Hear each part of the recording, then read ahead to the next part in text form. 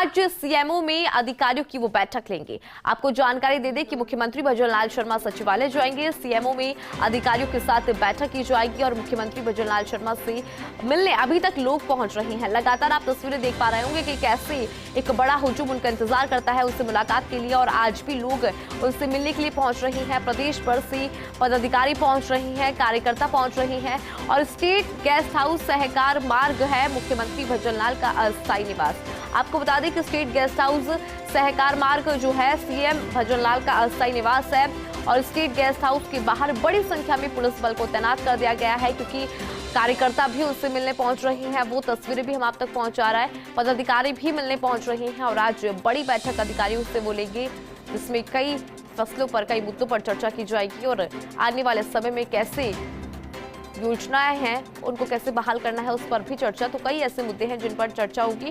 तो आज सीएमओ में अधिकारियों के साथ ये बैठक और मुख्यमंत्री भजनलाल शर्मा ये बैठक लेंगे। और आपको जानकारी दे दें कि अभी तक उनसे मिलने के लिए लोग पहुंच रहे हैं। प्रदेश भर से अलग अलग जिलों से लोग आ रहे हैं। स्टेट गेस्ट हाउस सहकार मार्ग है मुख्यमंत्री भजनलाल का अस्थायी निवास, और इस अस्थायी निवास के बाहर यानी कि स्टेट गेस्ट हाउस के बाहर भारी पुलिस बल तैनात है। अधिक जानकारी के लिए सहयोगी ऐश्वर्य प्रधान हमारे साथ जुड़ रहे हैं। ऐश्वर्य, देखिए अधिकारियों के साथ बैठक लेंगे मुख्यमंत्री भजनलाल शर्मा, जरा बैठक को लेकर जानकारी दीजिए। क्या कुछ चर्चा होगी इस बैठक के अंदर, कौन कौन से फैसले हैं जिन पर चर्चा होगी? देखिए, मुख्यमंत्री भजनलाल शर्मा ने कल दो टूक कह दिया था, अपने पूरी ब्यूरोक्रेसी को एक दो टूक मैसेज दिया था। रात की खबर है, जब रात को ब्यूरोक्रेसी के साथ बैठे थे, उन्होंने कहा था कि आप याद रखना कि चाहे कोई पटवारी हो, चाहे कोई तहसीलदार हो, चाहे कोई टीचर हो, चाहे कोई भी अधिकारी हो, कर्मचारी हो, यदि प्रधानमंत्री मोदी की जो केंद्र की योजना है उससे कोई पात्र व्यक्ति छूट गया तो जिम्मेदारी आप तय कर दीजिएगा। जो भी संबंधित अधिकारी हो उसकी जिम्मेदारी तय कर दीजिएगा। लापरवाही किसी भी तरीके की बरती तो इस लापरवाही को बर्दाश्त नहीं किया जाएगा। मैं कोई ब्यूरोक्रेसी का ऑपरेशन करने नहीं आया हूँ, ना मैं ही ब्यूरोक्रेसी में इधर उधर कोई बड़ा भारी परिवर्तन करने आया हूँ। मेरी इच्छा यह है कि मैं जो सरकार की योजना है, केंद्र सरकार की योजना, उसका अधिकाधिक लोगों को लाभ मिले। फिलहाल इस पर फोकस करना है। 1 महीने का अभियान है और जिससे लोगों में प्रधानमंत्री मोदी का संदेश जाए। प्रधानमंत्री मोदी ने यहाँ आकर जो गारंटी दी थी वो गारंटी पूरी करवाने के लिए आप तल्लीनता के साथ जुड़ जाएं। जिस तरीके से हमारी अधिकारियों से अनौपचारिक रूप से बातचीत हुई तो ये खबर निकल कर आई, और प्रेस कॉन्फ्रेंस में भी उन्होंने यही कहा। आज की जो बैठक होनी है, आज की बैठक में वो ओवरऑल पूरी समीक्षा करेंगे। अधिकारियों को बुलाएंगे भी, समीक्षा करेंगे कि वर्तमान स्थिति क्या है, और उसके बाद जो उनका कार्यक्रम है आज का, उस कार्यक्रम में भी जाने का कार्यक्रम है। प्रधानमंत्री मोदी का जो आज से शुरुआत हो रहा है, इन 3 जो भी राज्यों में चुनाव था उसमें प्रधानमंत्री मोदी की जो यात्राएं, जो केंद्र की सरकार की योजनाओं की यात्राएं निकलनी है, उसका जो शुभारंभ होना है, उस कार्यक्रम में भी वो मौजूद रहेंगे। करीब 2 बजे उनका जाने का कार्यक्रम है। तो ओवरऑल लोगों से मुलाकात भी करेंगे, लोगों से मेल मुलाकात का भी कार्यक्रम है, जो नियमित तौर पर लोग मिलने आते हैं। तो ये मुख्यमंत्री भजनलाल का आज व्यस्तता रहेगी। बिल्कुल ऐश्वर्या, देखिए कल हमने उप मुख्यमंत्री प्रेमचंद बैरवा को भी सुना। उन्होंने भी केंद्र सरकार की योजनाओं को हर तबके तक पहुंचाने को अपनी प्राथमिकता समझी, और अभी आपने भी जानकारी दी कि सबसे बड़ी प्राथमिकता यही है कि केंद्र सरकार की जो भी योजना है वो हर तबके तक पहुंचे, हर वर्ग तक पहुंचे। तो इसको लेकर प्राथमिकता रखी जाएगी। देखिए, इसका एक कारण भी है जी। इसका कारण ये है कि प्रधानमंत्री जो गारंटी देकर गए थे आम जनता को, तो प्रधानमंत्री से जुड़ा कोई भी अभियान या कार्यक्रम, इसमें कहीं भी लापरवाही होगी तो यह मानकर चलिएगा कि संबंधित अधिकारी के खिलाफ, कर्मचारी के खिलाफ कड़ी कार्रवाई हो सकती है। उनका एक और चीज थी जो हमारी जानकारी में आई, उनका कहना है कि अंत्योदय की भावना से जो आखिरी पंक्ति में बैठा व्यक्ति है उसे लाभ देने की भावना से ही काम करना पड़ेगा। ये उन्होंने बिल्कुल साफ तौर पर कह दिया।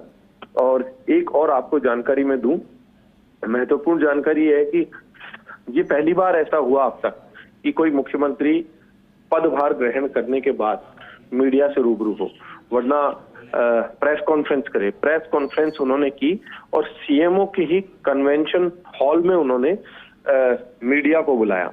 तो ये भी एक अपने आप में बड़ी बात है। दो टूक बताया भी कि आज जो मैंने चीजें देखी है और पहले दिन अधिकारियों के साथ बैठक की है उसमें फैसला ये है। और जो पेपर लीक के लिए एसआईटी का जो गठन किया गया है, पूरा एसआईटी की टीम की तैयारी है।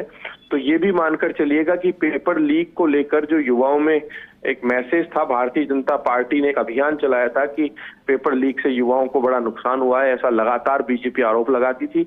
और खुद प्रधानमंत्री बोल चुके हैं कि पाताल तक नहीं छोड़ेंगे हम ऐसे लोग जिन्होंने पेपर लीक में जो शामिल रहे, उनको बख्शा नहीं जाएगा। तो अब ये आज से शुरुआत मान लीजिए कि एसआईटी है, ये अपने काम में आज से जुट जाएगी। जी बिल्कुल ऐश्वर्या, एसआईटी आज से ही अपने काम में शुरू हो जाएगी, क्योंकि प्रधानमंत्री नरेंद्र मोदी भी लगातार इसको लेकर मुद्दा उठाते रहे हैं। और चूंकि अब डबल इंजन की सरकार बन गई है तो मुद्दा अब राजस्थान में भी रहने वाला है। लेकिन देखिए, एक तस्वीर ऐश्वर्या सामने आ रही है। वो तस्वीर ये है कि स्टेट गेस्ट हाउस के बाहर अभी तक बड़ा हुजूम देखने को मिल रहा है। प्रदेश भर से कार्यकर्ता पहुंच रहे हैं, उनसे मिलने वाले पहुंच रहे हैं, पदाधिकारी पहुंच रहे हैं। तो बहुत ही अच्छी तस्वीर इसको कहेंगे, क्योंकि दूर दूर से लोग अभी तक मुख्यमंत्री से मिलने पहुंच रहे हैं। तो इसको लेकर भी जानकारी जरा दीजिए।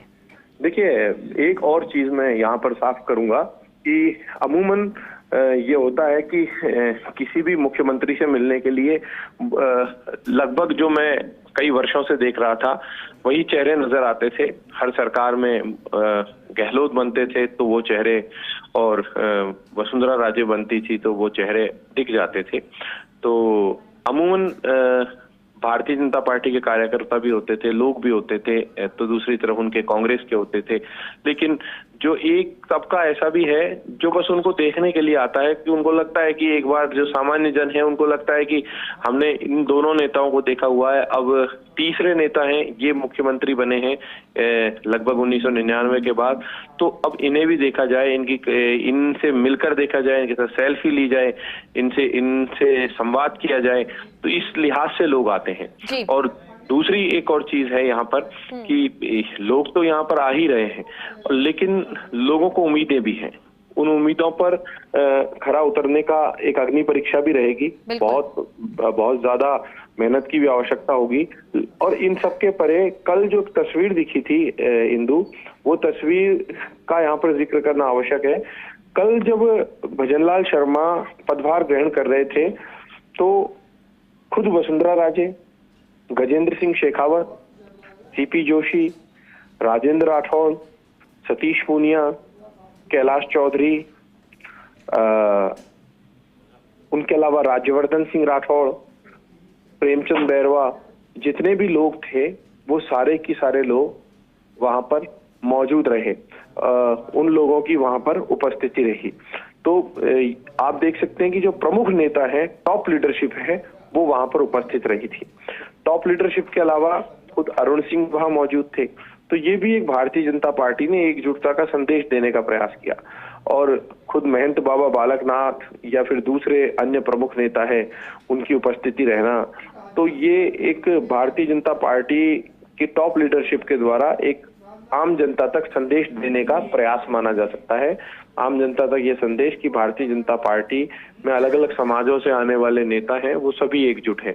और अभी तो टीम बनना बाकी है, अभी पूरी टीम बनेगी। तो उस टीम को भी देखना होगा कि किस तरीके की टीम आगामी दिनों में तैयार होती है। बिल्कुल ऐश्वर्या, अपनी जानकारी साझा की उसके लिए बहुत बहुत धन्यवाद। तो आपको बता दें कि आज मुख्यमंत्री भजनलाल शर्मा बड़ी बैठक लेंगे, अधिकारियों के साथ ही बैठक होगी, वो तस्वीरें भी हम आपको दिखाएंगे।